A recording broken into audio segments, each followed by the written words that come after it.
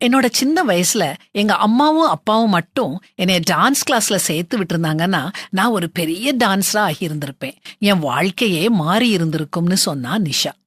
அவ குரல்ல வருத்தமும் ஏக்கமும் தெரிஞ்சது. நம்ம எல்லாருடைய வாழ்க்கையிலயும் இப்படி மட்டும் நடந்திருந்தா, அப்படி மட்டும் நடந்திருந்தா அப்படிங்கிற ஏகப்பட்ட ஏக்கங்கள் இருக்கும்.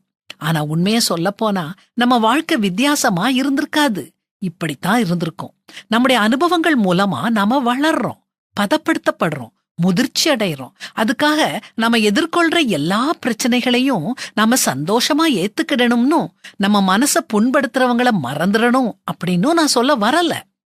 அப்படி மட்டும் நடந்திருந்தா நான் எப்படியோ இருந்திருப்பேன்னு, நான் இன்னும் சந்தோஷமா இருந்திருப்பேன்னு சொல்லாதீங்க. வாழ்க்கைய அப்படியே ஏற்றுக்கோங்க. அப்போதான் காயங்கள் குணமாகும், வலிகள் மாறும். வாழ்க்கைய சந்தோஷமா எதிர்நோக்கி முன்னேறணும்னா 3 முக்கியமான கருத்துக்களை சொல்றேன், குறிச்சுக்கோங்க. முதல்ல உங்க பெற்றோரை மன்னியுங்க. அவங்க உங்க கூட இருக்காங்களோ அல்லது வேற எங்கேயாவது இருக்கிறாங்களோ பரவாயில்ல, அவங்கள மன்னிங்க. அவங்க தங்களால முடிஞ்ச அளவு தங்களுடைய பெஸ்ட உங்களுக்கு செஞ்சிருக்கிறாங்க.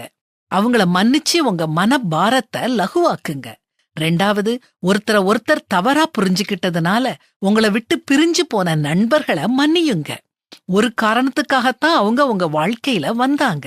அவங்க கிட்ட இருந்து எத்தனை விஷயங்களை நீங்க கற்றுக்கிட்டீங்க. அதனால அவங்கள பற்றி நினைக்கும் போதெல்லாம் நன்றியுணர்வு மட்டுமே உங்க மனசுல பொங்கி பிரவாகமா வரட்டும்.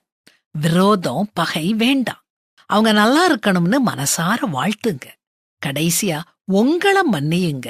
நீங்க தவறுகள் செஞ்சிருக்கலாம். குற்ற உணர்வோட நாட்களை கடத்தாதீங்க. நீங்க உங்கள முதல்ல மன்னியுங்க.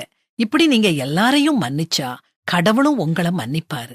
மனுஷருடைய தப்பிதங்களை நீங்கள் அவர்களுக்கு மன்னித்தால் உங்கள் பரமபிதா உங்களுக்கும் மன்னிப்பார்னு வேதாகமத்துல வாசிக்கிறோமே.